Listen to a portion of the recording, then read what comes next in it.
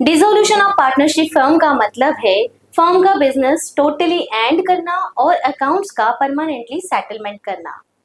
So this is class 12th accountancy chapter number 4 dissolution of partnership firm. See, dissolution of partnership and dissolution of partnership firm both are different. Okay, तो पहले हम ये समझेंगे what is the meaning of dissolution of partnership. Partnership end होना, ठीक है. Partnership end होना it means dissolution of partnership means change in the existing agreement among partners. Means जो अग्रीमेंट है, जो एग्जिस्टिंग अग्रीमेंट था, एज वी नो दैट कि जो पार्टनरशिप है वो स्टार्ट होती है अग्रीमेंट के थ्रू. तो उस अग्रीमेंट में अगर कोई चेंजेस होते हैं तो वहाँ पे हमारी पार्टनरशिप का एंड हो जा रहा है. ठीक है, पार्टनरशिप एंड हो रही है, अब न्यू पार्टनरशिप बनेगी हमारी न्यू एग्रीमेंट के according. Okay, so this is the end of partnership only. Partnership only. Okay, so existing agreement will change.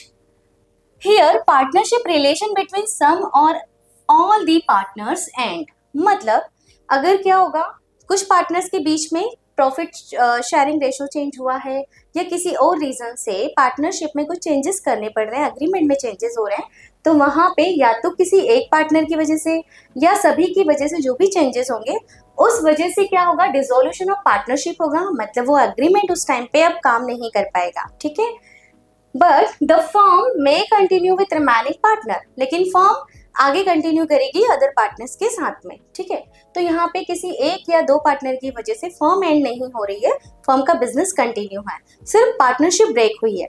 Okay, example, when a partner retire. For example, अगर कोई partner firm से retire हो जाता है तो जो remaining partners होंगे वो फर्म के बिजनेस को कंटिन्यू कर सकते हैं. ठीक है, तो पार्टनरशिप एंड हो गई लेकिन बिजनेस एंड नहीं हुआ है. ठीक, when a new partner is admitted. अगर सपोज किसी नए पार्टनर ने एडमिट लिया फर्म में एडमिशन लिया है, उस कंडीशन में भी क्या होगा, फर्म का बिजनेस तो कंटिन्यू है ही, जो पहले था वही है, अभी भी चल रहा है. फर्म के एग्रीमेंट में चेंजेस हो जाएंगे बिकॉज अब नया पार्टनर एडमिट हो गया है, तो जो एग्जिस्टिंग पार्टनर थे उन लोगों का profit loss sharing ratio change हो जाएगा. मीन्स हमें अग्रीमेंट में चेंजेस करने पड़ेंगे, फर्म को बंद करने की जरूरत नहीं. ठीक है, when a partner dies. Suppose किसी पार्टनर की डेथ हो गई. देखो यहाँ पे पार्टनर्स का आना और जाना है. आना मीन्स एडमिशन ऑफ पार्टनर, जाना मतलब या तो रिटायरमेंट की वजह से जाना या फिर डेथ हो गई, इस वजह से कोई पार्टनर फर्म से चला गया. ओके, इन तीनों ही कंडीशन में क्या होगा, रिमेनिंग पार्टनर्स के प्रॉफिट लॉस रेशो चेंजेस हो जाएंगे, उस वजह से एग्रीमेंट में चेंजेस होंगे, हमें असेट लायबिलिटीज का रिवैल्यूएशन करना पड़ेगा, अकाउंटिंग फिर से करनी पड़ेगी, कैपिटल रेशो चेंज होगा. इस वजह से डिसोल्यूशन ऑफ पार्टनरशिप में क्या होता है, अग्रीमेंट चेंज हो जाता है, तो अकाउंट्स भी चेंज हो जाते हैं लेकिन फर्म का बिजनेस कंटिन्यू रहेगा. ठीक है, सो इम्पोर्टेंट पॉइंट क्या है, dissolution of partnership doesn't mean closure of business.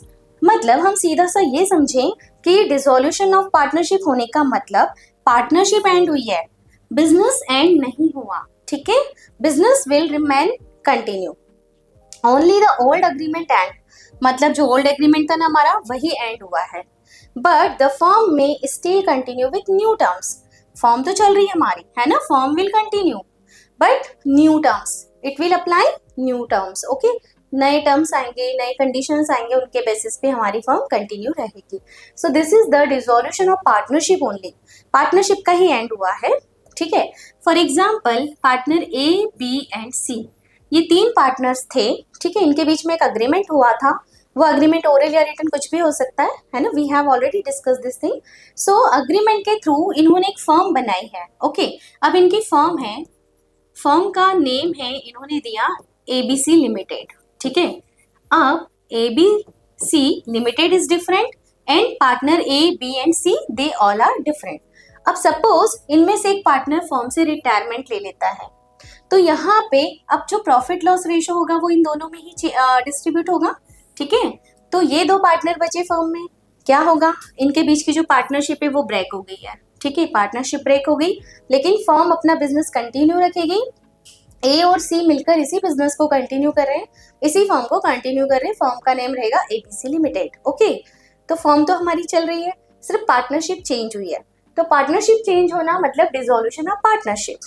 Okay, यहाँ पे ये वाला टॉपिक हमने ऑलरेडी डिस्कस किया था प्रीवियस चैप्टर में, जब हमने एडमिशन ऑफ न्यू पार्टनर पढ़ा था, जब हमने रिटायरमेंट और डेथ ऑफ अ पार्टनर पढ़ा था। उस टाइम पे जो हमने अकाउंटिंग में चेंजेस किए थे वो सब होते हैं डिसोल्यूशन ऑफ पार्टनरशिप के ही लिए, ठीक है। So again, what is the meaning of dissolution of partnership? Partnership and but business not and, okay. लेकिन अब हम यहाँ बात करेंगे डिसोल्यूशन ऑफ फर्म, जो हमारा चैप्टर है, ठीक है। Chapter number 5 dissolution of firm का मतलब होगा फर्म ही एंड हो रही है, ठीक। पार्टनरशिप एंड हुई, फर्म चल रही थी, फर्म कंटिन्यू थी, बट यहाँ तो फर्म ही एंड हो गई है। तो अब जो अकाउंटिंग होगी वो हमारी टोटली डिफरेंट होगी, ठीक है। Dissolution of firm means complete closure of the business of firm. Firm का बिजनेस पूरी तरीके से बंद, बिजनेस ही खत्म, तो पार्टनरशिप अपने आप ही खत्म, ठीक है।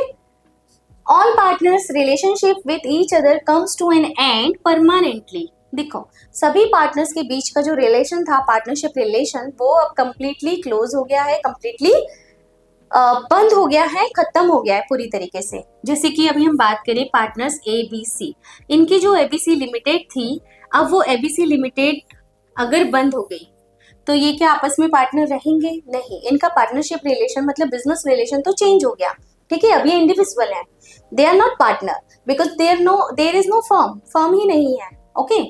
सो the firms asset are sold and liabilities are paid and business is stop. अब हमें अपनी जो अकाउंटिंग है वो चेंज करनी पड़ेगी। अब हमारी अकाउंटिंग में क्या होगा, बिजनेस जब एंड हो जाता है ना, तो बिजनेस एंड होना, बिजनेस का वाइंड अप करने का मतलब क्या होता है कि अब आप सारे सेटलमेंट कर दो, सारे अकाउंट्स आपके क्लोज हो जाने चाहिए। जो जो आपने ओपन किए थे, जो अकाउंट रेज हुए थे हमारी अकाउंटिंग में बिजनेस स्टार्ट करने के टाइम पे, अब वो सब बंद करने हैं, सारी लाइबिलिटीज को पेमेंट कर देना है, सारी एसेट को सोल्ड आउट कर देना है, और जो भी बचेगा अल्टीमेटली एट द एंड वो पार्टनर्स अपने घर लेकर जाएंगे, बिकॉज बिजनेस तो बंद ही हो गया है ना।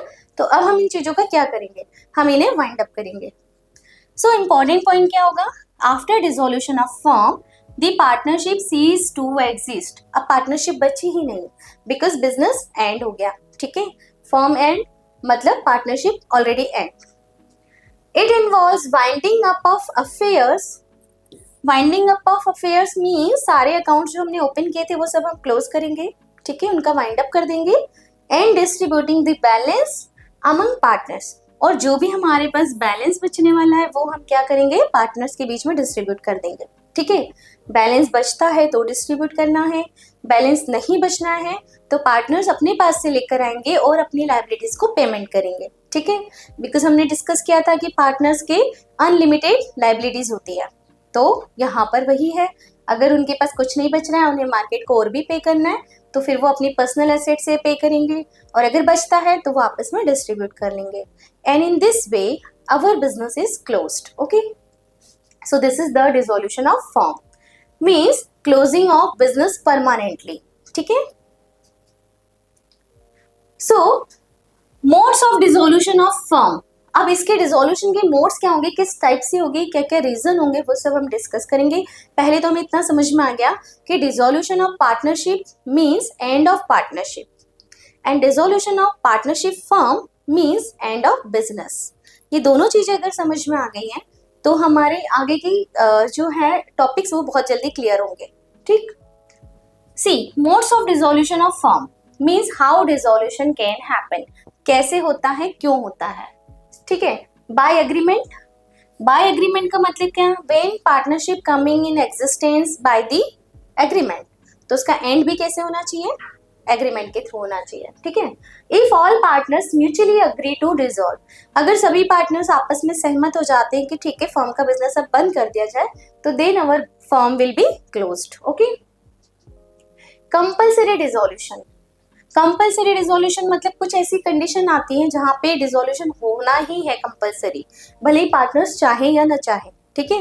वो कंडीशन क्या हो सकती है, if business becomes illegal, for example अगर बिजनेस किसी इलीगल एक्टिविटी में इन्वॉल्व हो गया, ठीक है, तो क्या होगा, मतलब कोई ऐसा प्रोडक्ट हम बना रहे थे जो कि बैंड हो गया है ना, कोई ऐसी लाइफ सेविंग ड्रग हो गई जो कि बैन हो गई है ना, या कुछ और भी other types of material which are not country which we can not make right now. Okay, so in this way जो बैंड प्रोडक्ट है अगर उससे रिलेटेड हमारा बिजनेस था तो कंपलसरी डिसोल्यूशन हो ही जाएगा, बिकॉज हम वही प्रोडक्ट बना रहे जिस पे बैन लगा है and it is coming in illegal activity, तो इसलिए बैन हो जाएगा.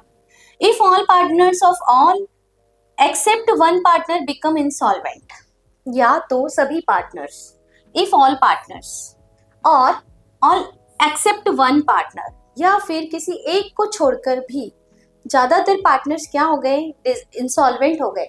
इंसॉल्वेंट मतलब नाउ दे कैन नॉट पे द लाइबिलिटीज, मीन्स वो अपने डेप्थ को क्लियर नहीं कर सकते हैं, लाइबिलिटीज का पेमेंट नहीं कर सकते, उनके पास उतना अमाउंट ही नहीं बचा है, दे आर बैंकरप्ट. हम बैंकरप्ट भी बोल सकते हैं, इंसॉल्वेंट भी बोल सकते हैं.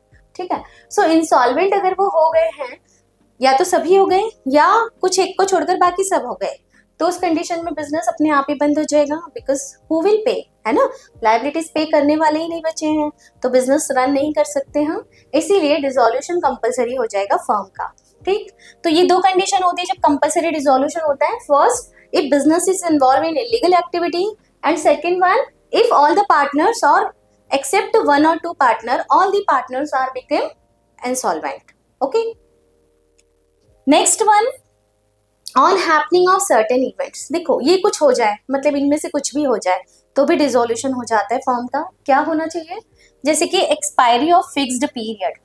देखो जब हम पार्टनरशिप को एग्जिस्टेंस में लाए थे उस टाइम पे हमने इसका स्टार्टिंग में देखा था कि फॉर्म क्यों स्टार्ट होती है.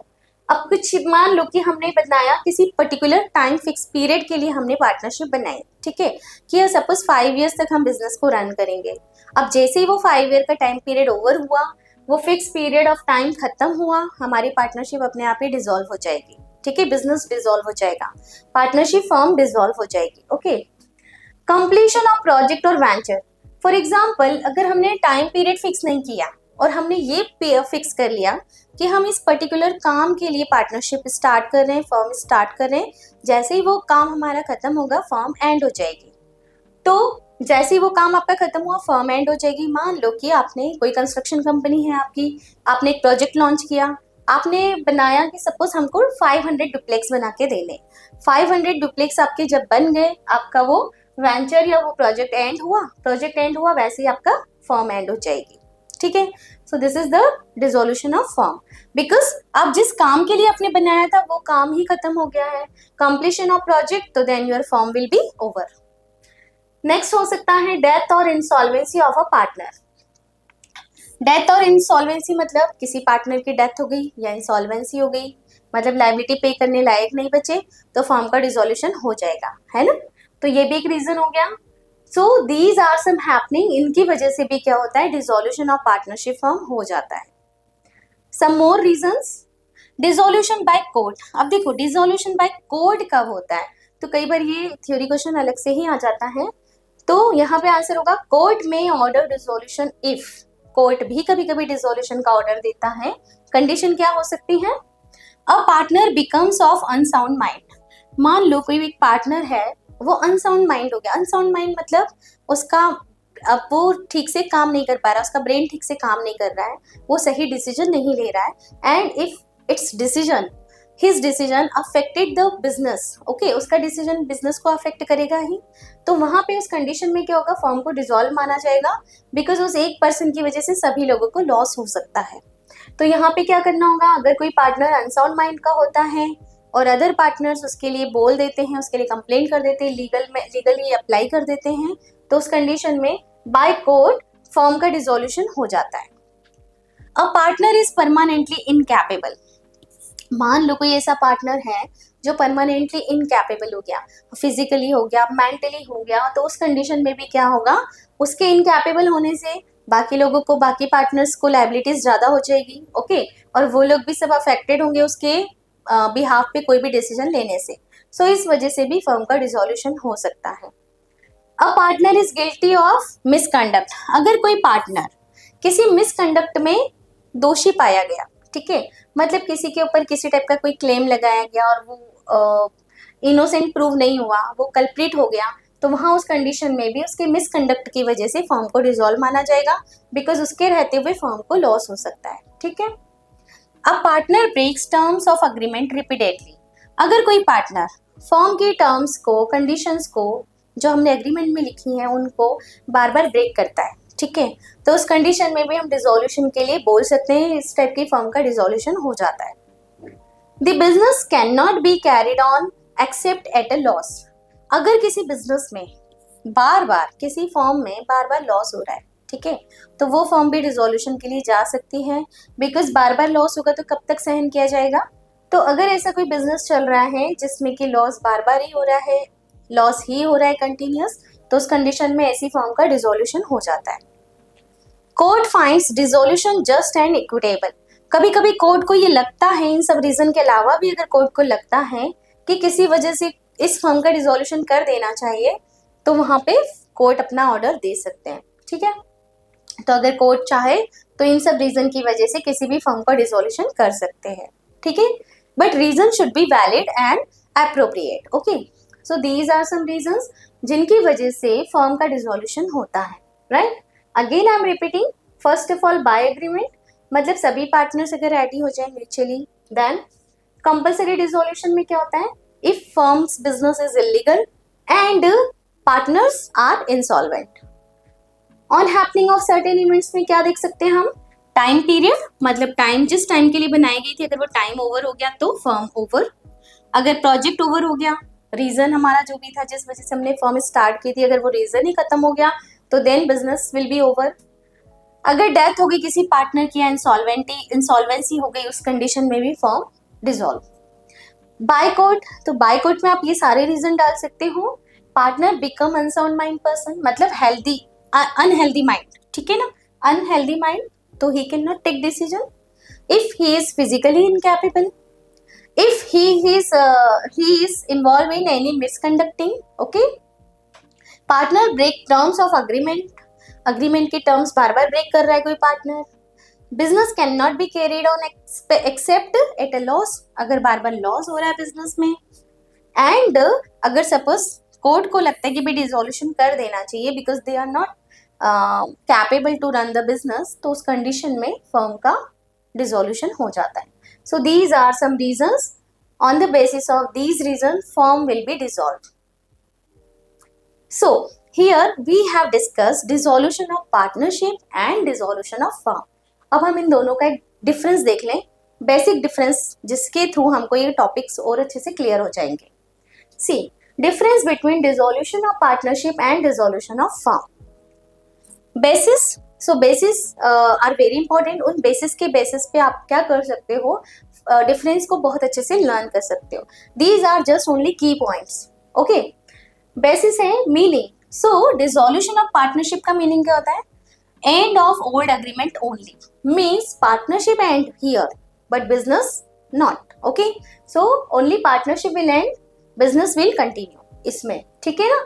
And here dissolution of firm, it means complete closure of firm, business ही बंद हो गया। सो यहाँ पे हम लिख सकते हैं end of business, okay, here end of agreement, बस अग्रीमेंट ही बंद हुआ था, है ना, बट यहाँ पे फर्म ही बंद हो गई। अच्छा, एग्रीमेंट का एंड होने से फर्म एंड नहीं हुई थी, लेकिन फर्म के एंड होने से एग्रीमेंट अपने आप एंड हो जाता है, ठीक है। कंटिन्यूटी, फर्म में कंटिन्यू, देखो यहाँ पे क्या हुआ, सिर्फ पार्टनरशिप एंड हुई है, अग्रीमेंट एंड हुआ है, लेकिन फर्म का बिजनेस अभी भी कंटिन्यू है, ठीक।